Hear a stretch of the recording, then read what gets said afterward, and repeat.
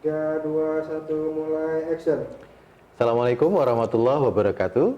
Waalaikumsalam warahmatullahi wabarakatuh. Rekan pemirsa sekalian, selamat berjumpa dalam Bincang Aktual bersama saya Sabto Waluyo. Kita sekarang berkunjung ke rumah Tuan Guru Haji Muharrar. Beliau adalah pimpinan Pondok Pesantren Nurul Hakim, ya, di wilayah Kediri, Kabupaten Lombok Barat, ya, di Provinsi Nusa Tenggara Barat. Ini adalah salah satu pondok besar di Provinsi Nusa Tenggara Barat yang didirikan sejak beberapa puluh tahun yang lalu, dan santrinya sangat banyak, alumninya tersebar ya di seluruh Indonesia, bahkan juga ada yang di luar negeri untuk kuliah atau bekerja. Kita akan berbincang tentang salah satu tema penting, peran santri dalam dunia pendidikan dan juga perjuangan bangsa ini, Pak Tuan Guru. Ya. Karena kemarin kita baru memperingati Hari Santri Nasional.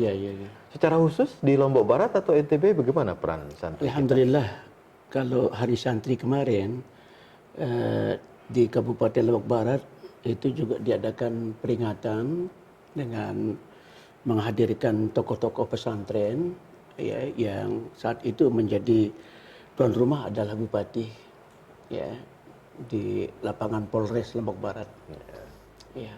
Dan tidak cuma sifatnya ritual ya, formalitas, tapi memang pesantren punya peran penting membangun masyarakat NTB ini ya. Jadi kalau berbicara peran pesantren, itu saya ingin kemukakan terlebih dahulu, kalau Nurul Hakim itu awal berdirinya itu tahun 1948. Itu 3 tahun setelah merdeka Indonesia. 3 tahun setelah merdeka, didirikan oleh Al-Maghfurlah Tuan Guru Haji Abdul Karim.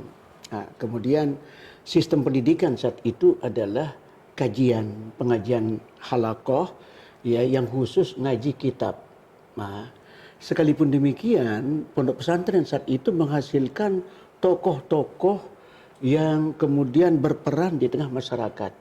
Tidak sedikit kemudian yang menjadi tuan guru setelah kembali ke desa masing-masing.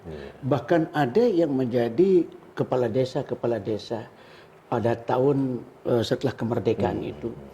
Itu berlangsung sampai tahun 72, baru Nurul Hakim membangun pesantren dengan lembaga pendidikan formal.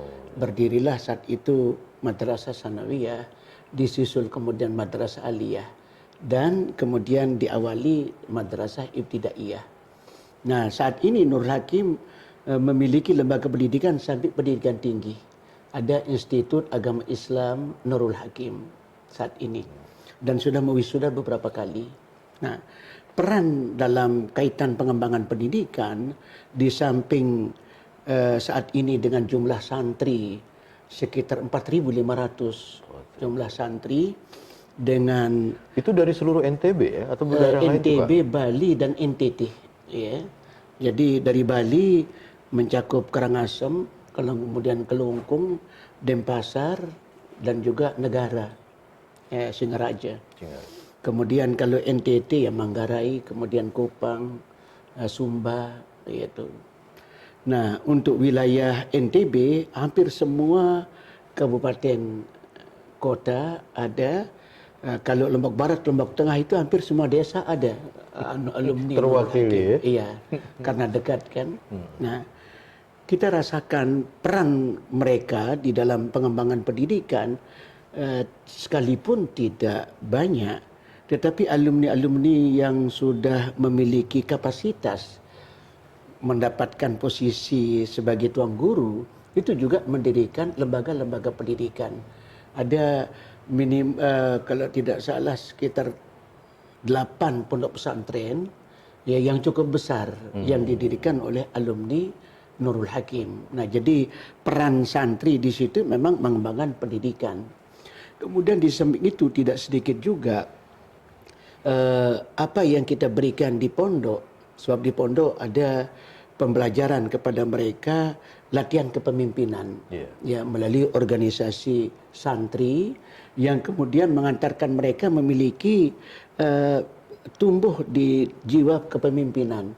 sehingga tidak sedikit kemudian santri menjadi kepala desa. Ya, dan kita support untuk bisa terpilih, dan alhamdulillah sebagai sebuah gambaran ini yang di Lombok Barat di Kecamatan Kediri saja itu hampir 5 desa itu kepala desanya adalah alumni Nurul Hakim. Jadi disitulah santri yang kemudian kita lihat ini jadi semacam pengkaderan kepala desa bisa juga tidak langsung ya. tidak artinya jiwa kepemimpinan tumbuh di pesantren. Termasuk juga ya para politisi tidak sedikit juga lahir dari kalangan santri. Ya para politisi ada beberapa yang sudah jadi kepala Kemenak, ya, kantor Menteri Agama, kepala kantor urusan agama, yang semuanya itu tidak bisa dilepas dengan program-program pembangunan masyarakat. Dan memang kita secara tidak langsung merasakan bagaimana menikmati hasil kerja mereka di tengah-tengah kehidupan bermasyarakat.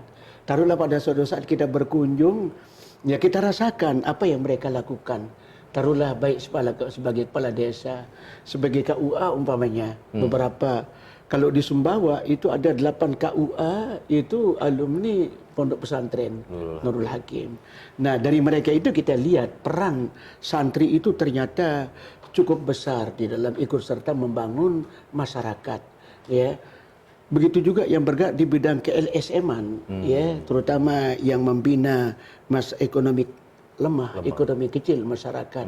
Karena mereka selama di pondok pesantren ada istilahnya mereka diberikan latihan kepemimpinan menjadi dalam posisi sebagai mudabbir. Ya, sebagai mudabbir, pembina, ya? Pembina yang di situ ada ketua, ada sekretaris, dan mereka kemudian berlatih untuk berbuat, mengkoordinir kegiatan dan lain sebagainya. Ternyata itu cukup bermakna. Ya, taruhlah beberapa orang yang kemudian setelah berhasil membina satu lembaga, tidak sedikit kemudian datang ke pondok bercerita kepada kita apa yang mereka sudah perbuat. Itu artinya memberi semangat kepada santri-santri baru. Mereka merasakan betul kalau itu merupakan hasil yang diperoleh juga di pondok. Sekalipun masa pendidikan mereka kalau di pondok ya taruhlah 6 tahun di pondok. Padahal kalau di luar sampai mereka selesai dokter umpamanya, itu kan lebih banyak waktu pendidikannya di luar. Atau sampai selesai S1, S3. Tetapi rasa mereka sudah mendapatkan pembinaan di pondok itu cukup tinggi. Membekas dalam jiwanya. Nah inilah saya kira peran pesantren di dalam membina santri untuk kepentingan pembangunan masyarakat dan juga lebih-lebih pembangunan agama. Saya kira itu. Jadi mencerdaskan kehidupan bangsa dan juga meningkatkan kualitas SDM ya di daerah ya. Di daerah. Tidak kalah. Dan memang Tuan Guru Haji Muharrar ini berkawan dengan Tuan Guru Sofwan ya waktu itu. Sebaya seangkatan ya. Iya, jadi kita juga produk Nurul Hakim. Kemudian saat ini memimpin Nurul Hakim. Beliau meninggalkan kita 2 tahun yang lalu, Tuan Guru Sofwan. Beliau lah perintis kedua yang mendirikan sekolah formal di Nurul Hakim. Yang tahun 70-an itu. Tahun 72 itu. Nah, saya sejak tahun 74 sudah gabung. Ya, sampai saat ini. Sehingga begitu beliau setahun sebelum meninggal, beliau membuat struktur kepengurusan yang baru. Disitulah beliau amanahi saya melanjutkan kepemimpinan beliau.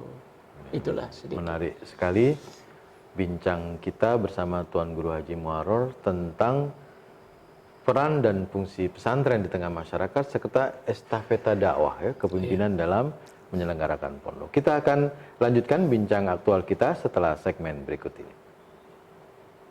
Ya, kita break sebentar.